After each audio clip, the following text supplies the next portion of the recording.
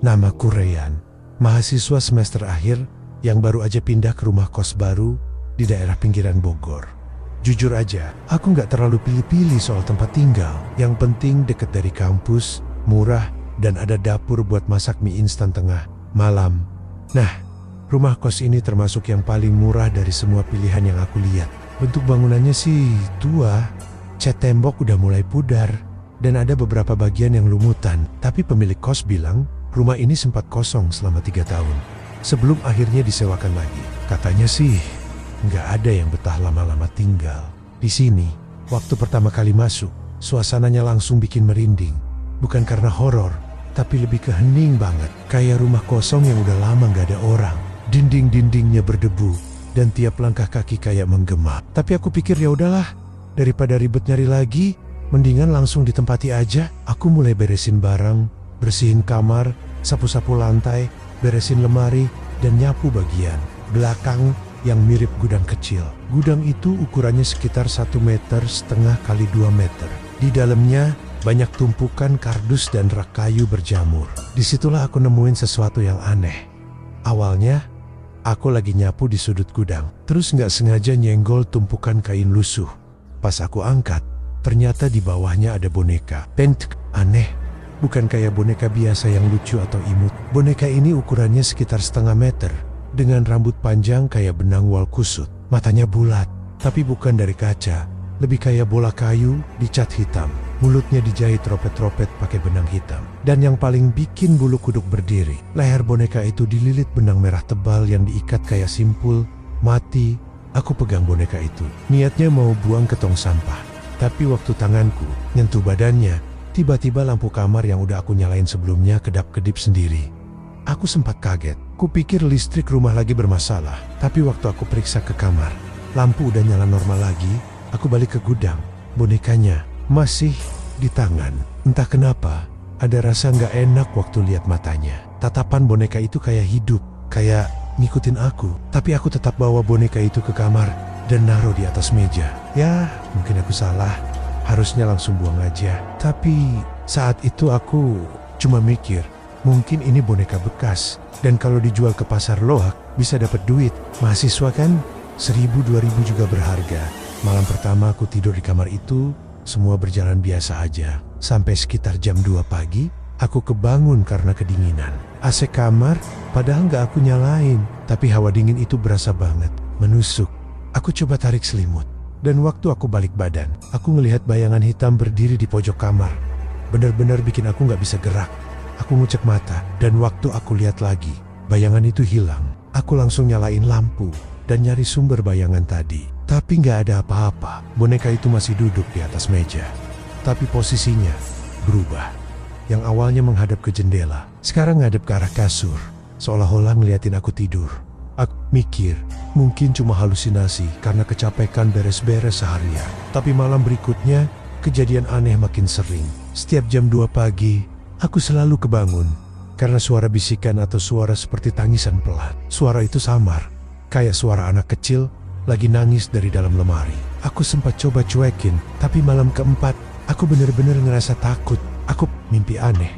Dalam mimpiku, aku ada di kamar yang sama. Tapi suasananya jauh lebih gelap. Dinding kamar retak, dan di pojok ada wanita tua berdiri. Mukanya rusak, matanya bolong satu, dan kulitnya penuh luka seperti terbakar. Dia jalan pelan ke arahku dan bilang, "Jangan bangunkan mereka, jangan cabut benangnya." Suara dia lirih, tapi tegas, seperti memberi peringatan. Aku kebangun dengan nafas enggozen-gozen dan badan penuh keringat dingin. Boneka itu masih di meja dan kali ini posisi duduknya benar-benar beda. Tangannya terangkat ke depan, seolah-olah sedang menunjuk ke arahku. Hari itu, aku nggak bisa konsen sama kuliah. Di kelas, aku terus kepikiran boneka itu. Temanku, Dimas, nanya kenapa muka aku pucat. Aku cerita dikit soal boneka yang aku temuin. Dia ketawa, bilang aku terlalu banyak nonton film horor. Tapi aku tahu, ini bukan cuma perasaan. Malam kelima, aku nggak tahan. Aku pindahin boneka itu ke gudang lagi dan ngunci pintunya. Tapi anehnya, pas pagi-pagi aku bangun, boneka itu udah ada lagi di atas meja. Sama persis, dengan posisi tangan terangkat, seperti menunjuk. Aku mulai cari tahu soal rumah kos ini. Tanyain ke ibu pemilik rumah. pura-pura kepo soal sejarah bangunannya. Tapi jawaban beliau makin bikin aku merinding. Beliau bilang dulu rumah ini sempat ditempati seorang wanita tua yang dikenal sebagai dukun bayi. Banyak warga sekitar yang percaya dia pakai ilmu hitam buat ngebantu orang-orang. Tapi sejak satu kejadian aneh di mana seorang wanita meninggal saat proses persalinan mistis rumah itu dikosongkan, warga percaya arwah wanita itu nggak tenang dan masih bergentayangan. Aku tanya, apa mungkin ada kaitan sama boneka yang aku temuin? Ibu kos tiba-tiba diam, lalu bilang pelan, kalau kamu nemuin sesuatu yang aneh di gudang, jangan disentuh, biarkan di tempatnya. Itu bukan milik siapa-siapa. Jujur, malam itu aku gak berani tidur sendiri. Aku ajak Dimas nginep di kamarku. Awalnya dia cuma ketawa-ketawa, nyangka aku lebay. Tapi sekitar jam 2 lewat suara tangisan, itu muncul lagi. Kali ini lebih jelas, bener-bener kayak suara anak kecil menangis di sudut kamar. Dimas bangun. Dia kaget, mukanya langsung serius. Kita nyalain semua lampu. Boneka itu masih di meja, tapi benang merah di lehernya, longgar, seperti mau lepas sendiri. Dimas sempat bilang, "Bro, ini boneka beneran aneh, jangan simpen di kamar, buang aja keluar." Tapi kayak ada yang nahan aku buat ngebuangnya. Aku ngerasa boneka itu bukan cuma benda biasa, dan makin hari, aku makin ngerasa kayak dia, hidup. Aku pikir setelah Dimas nginep di kamar, semuanya bakal lebih tenang.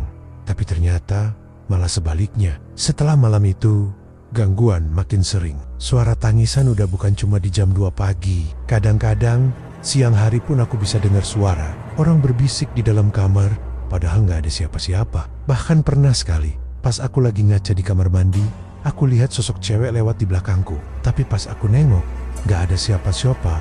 Yang paling bikin aku ngeri, Dimas tiba-tiba parable. Setelah malam dia nginep dan ngeliat sendiri bonekanya, dia jadi sering melamun. Beberapa kali dia bilang kayak dengar suara yang manggil namanya dari arah kamarku. Pernah juga dia bilang kepalanya sakit setiap lewat depan gudang tempat aku nyimpen Pongke itu. Sampai akhirnya dia ngaku kalau waktu malam itu, dia sempat lihat bayangan wanita tua duduk di sudut kamar dan bonekanya berdiri sendiri. Waktu Dimas ngomong itu, bulu kudukku langsung berdiri. Karena aku pun pernah ngerasa hal yang sama, tapi nggak pernah aku beraniin buat cerita. Akhirnya aku mutusin buat nyari tahu lebih dalam. Aku nemuin satu forum online yang bahas benda-benda mistis dan cerita urban legend. Di sana ada satu thread yang bahas soal boneka santet, boneka yang dipakai buat nyimpen arwah korban tumbal. Salah satu ciri khasnya adalah benang merah di leher. Dan kalau benang itu dicabut atau terlepas, artinya arwah yang dikurung bakal bebas dan bisa gentayangan. Duk, rasanya jantungku berhenti sejenak. Benang merah itu udah longgar sejak malam. Dimas nginep, aku langsung lari ke kamar dan buka laci tempat aku taruh boneka itu.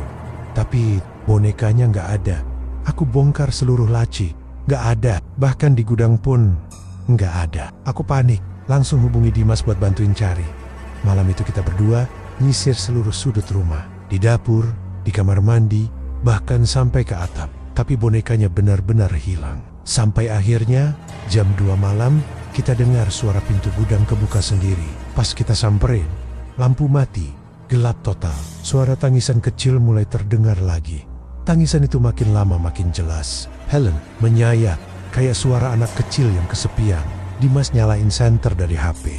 Dan pas sinarnya kena sudut gudang, boneka itu duduk di lantai, tepat di depan pintu gudang. Tapi sekerong, benang merah di lehernya udah lepas, jatuh ke lantai. Dan di sekelilingnya ada jejak-jejak tanah basah, kayak bekas kaki seseorang yang masuk ke dalam rumah dari luar. Saat itu juga, Dimas tiba-tiba kerasukan. Badannya kejang, matanya melotot, dan dia teriak dengan suara yang bukan suaranya. Suaranya berat, kayak suara wanita tua. Dari mulutnya keluar kata-kata yang bikin aku gemetar. Kau yang membangunkan mereka. Sekarang, satu harus jadi pengganti. Asterisk, aku panik. Ambil air wudhu dan ngaji sebisaku. Dimas akhirnya pingsan. Setelah dia sadar, dia nggak inget apa-apa. Tapi dia bilang dia mimpi terperangkap di dalam ruangan gelap, dikelilingi bonka-bonka dengan wajah hancur. Salah satunya menunjuk ke arahnya sambil berkata, "Jangan pergi sebelum semua selesai." Aku sadar, ini udah kelewatan. Ini bukan lagi soal boneka tua, ini soal nyawa. Aku mulai cari bantuan lewat teman kampus yang ngerti hal-hal gaib. Aku dikenalin sama Ustadz Gofur, seorang ustadz tua yang biasa bantu orang yang kena gangguan makhluk halus. Aku bawa bonekanya ke sana, Dengan hati deg-degan, begitu Ustadz itu lihat bonekanya, wajahnya langsung berubah. Dia nggak ngomong apa-apa selama beberapa menit. Lalu dengan suara pelan dia bilang, "Ini bukan benda biasa, nak. Ini tempat penahanan arwah. Dulu, dukun-dukun zaman dulu suka mengurung roh orang dalam boneka sebagai tumbal. Biasanya arwah yang dikurung itu arwah orang-orang yang meninggal tidak wajar." Ustadz itu tanya aku, "Apakah benang merahnya masih utuh?" Aku bilang enggak, udah terlepas sendiri. Dan dia cuma menghela napas. Itu berarti segelnya sudah terbuka. Arwah yang di dalamnya bisa bebas. Kalau tidak dikembalikan, dia bisa merasuki siapa saja atau bahkan mengambil tubuh. Aku tanya, "Bisa nggak arwah itu dikembalikan?" Ustadz bilang, "Bisa, tapi harus dilakukan pemanggilan ulang dan pengikatan kembali dengan doa khusus dan harus dilakukan di tempat boneka itu ditemukan pertama kali." Artinya, aku harus kembali ke kamar kos malam itu juga. Dengan perasaan takut campur pasrah, aku, Dimas, dan Ustadz Gofur kembali ke kos. Malam itu sunyi, angin kencang bertiup, pintu-pintu kamar bergetar sendiri.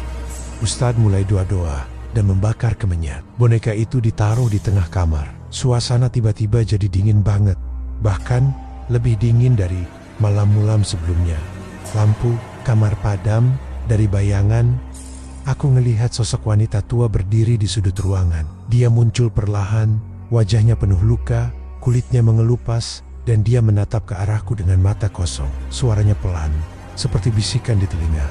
"Kau sudah membuka pintu, sekarang kau harus menutupnya dengan darah." Ustadz terus baca doa. Dimas tiba-tiba jatuh ke lantai, menggeliat dan menjerit. Boneka itu mulai bergerak sendiri, kepalanya berputar, dan matanya mengeluarkan darah hitam kental. Dari tubuh keluar asap hitam seperti kabut. Aku nyaris pingsan karena bau anyir darah campur tanah kuburan yang sangat menyengat.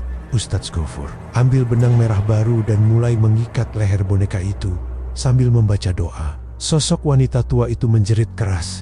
Ruangan bergetar dan semua benda di kamar seperti dilempar ke arah kami. Tapi begitu ikatan selesai, semua langsung hening. Sosok wanita tua itu lenyap. Boneka itu jatuh diam di lantai, tak bergerak lagi.